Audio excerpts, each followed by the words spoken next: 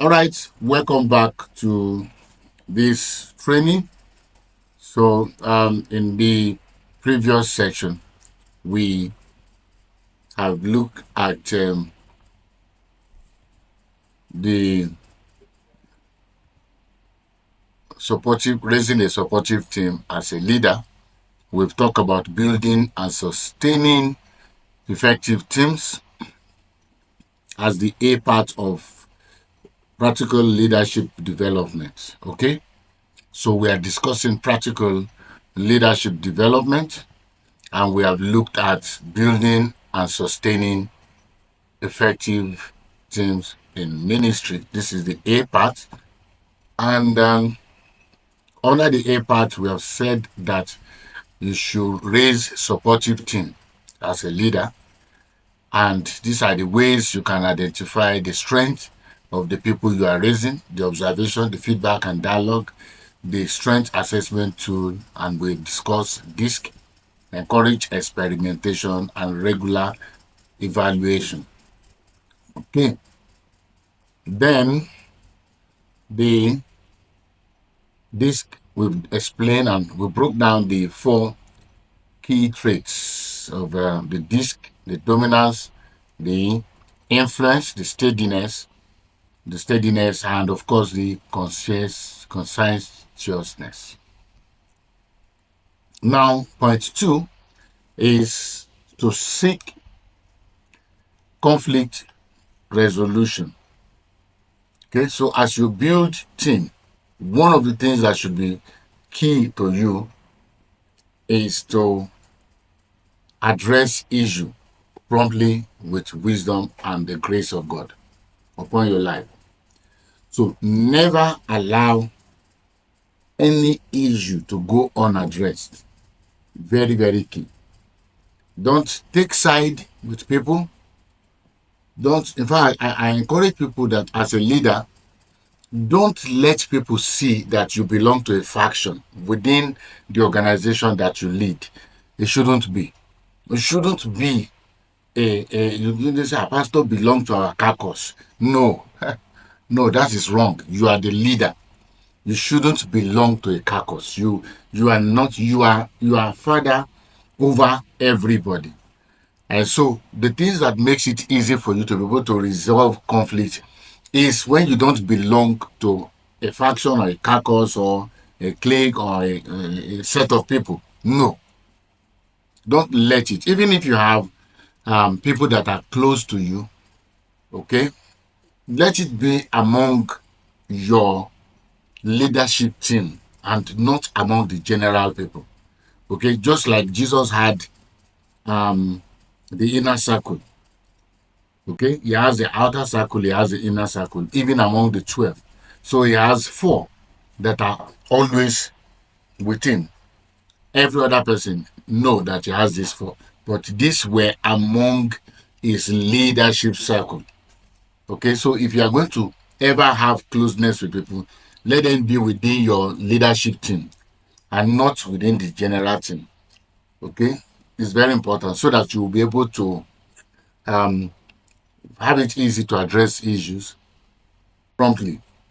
Okay, so then the third one is the team cohesion. So allow team to work together to ensure that they foster trust. That trust is established among people. Then there's mutual respect. Mutual respect is very important. Okay, let people have respect for one another. Okay, so if this person is at the top, he should also respect the people that are at the bottom or below. And the people at the bottom should also respect the people at the top. So let there be mutual respect. Then there should be a shared sense of purpose. That is team cohesion. You are bringing your team together to work together. You must foster trust, foster mutual respect, and of course, a shared sense of purpose. Let everybody understand that they are here for the same purpose. Now let's move on by talking about mentorship and succession planning. So, as a leader that is trying to build your organization, it's important that you consider mentoring others, okay? Developing leaders that will become leaders, having succession plan ahead of time. There are several organizations, we have even those that look big, that somehow people cannot see from the far. They cannot see or sense that there's a succession plan. That they feel there's no succession plan.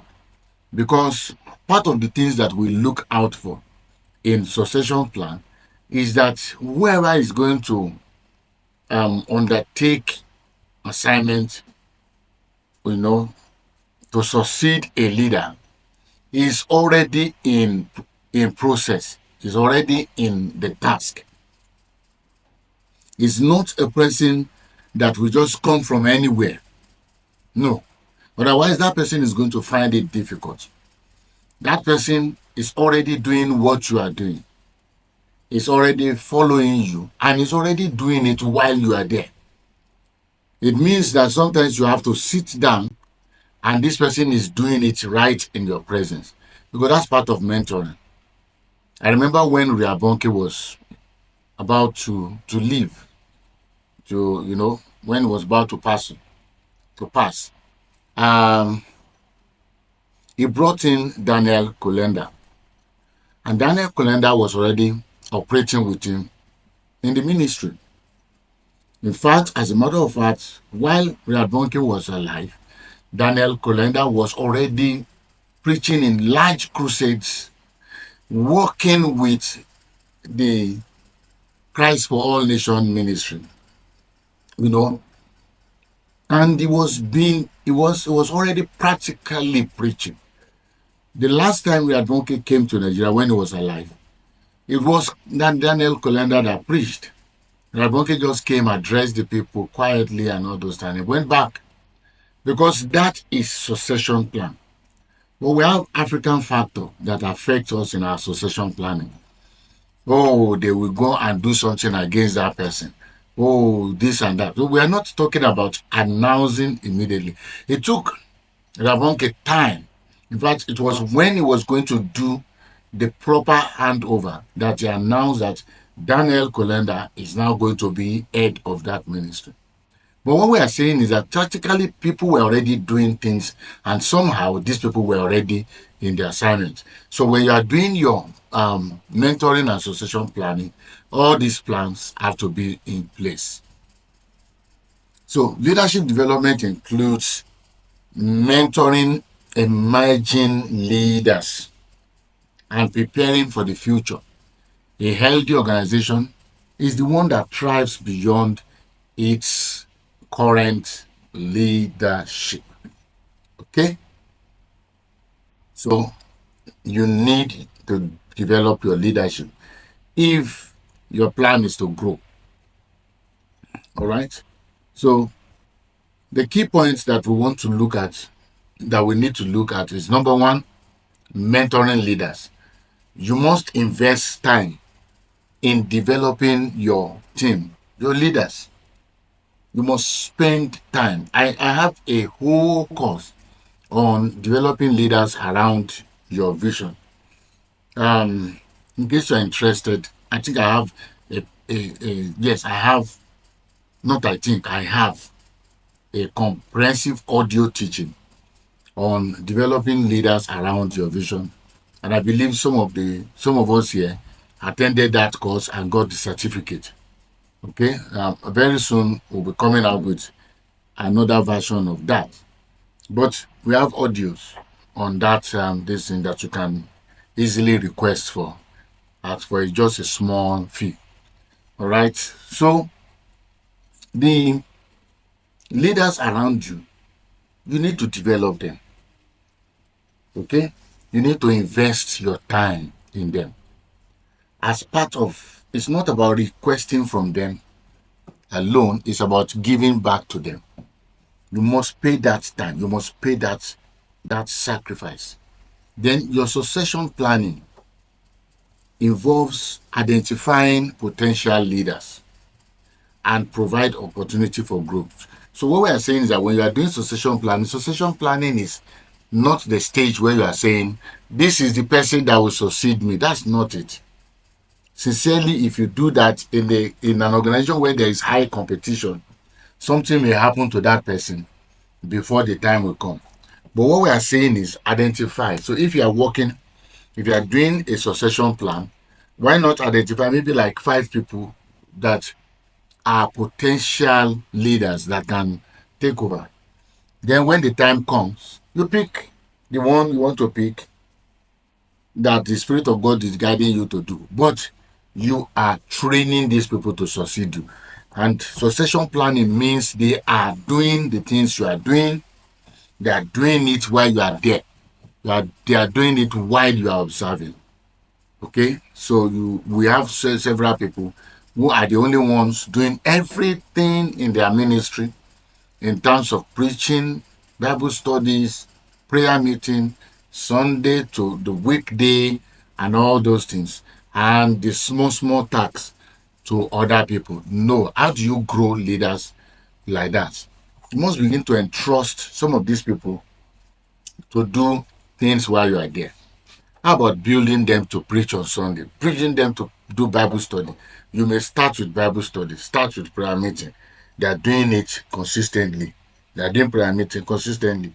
And gradually, you now come. I remember when I went to a new location sometime some years back. Then in this particular church, I just started visiting that church because the pastor there happens to be a friend. And then I noticed that there's this particular guy that couldn't even say anything much. He couldn't, when they are doing Bible study, when he contributes, he's struggling. But gradually, I saw my friend building this person, you know, telling him to read scripture, telling him to do this, telling him to explain things. And one day, the guy was now preaching, handling Bible studies. And he was doing it so fantastically well that I have to make comment and say, indeed, you have grown. I told him, I said, keep it up. And now he's a pastor. He's now preaching about. So what are we talking about? I mean, you want people to stand and do things, bring them into doing what you do. Okay? Bring them into it. You are not the only one that has fire. Let other people to operate the fire of God in their lives. It also helps you as a leader to rest, because if you put everything on you, you'll probably be stressed, and that's why you see many leaders are stressed. Another point that we need to understand here is legacy. Leadership is about leaving a lasting impact. So a positive leadership legacy will include the following things: transforming lives. So it means you can inspire others to grow spiritually, professionally, personally, leaving them better equipped to fulfill their purpose. That's what you are doing. You are inspiring them to grow. You are inspiring them to grow spiritually.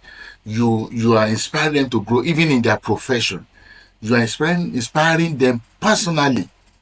You are leaving them as persons that are better equipped, that whenever they want to talk about you, they remember anything about you, they'll say, wow, I had a wonderful encounter with this person.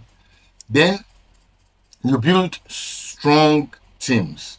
That is creating a culture of collaboration and mutual support that continues to thrive. Then you should establish sustainable structure. This is very important. You should implement systems and practices that ensure long-term success and adaptability. Okay, there's a training structure that I have that is based on systems and structure, building systems and structure.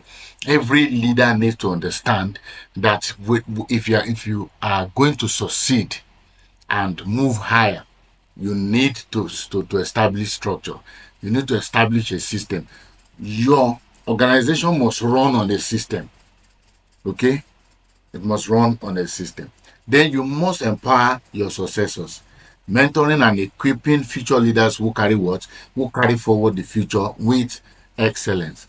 Then impactful outreach. That's you should launch initiative that address community needs and demonstrate faith in action. These are very, very important.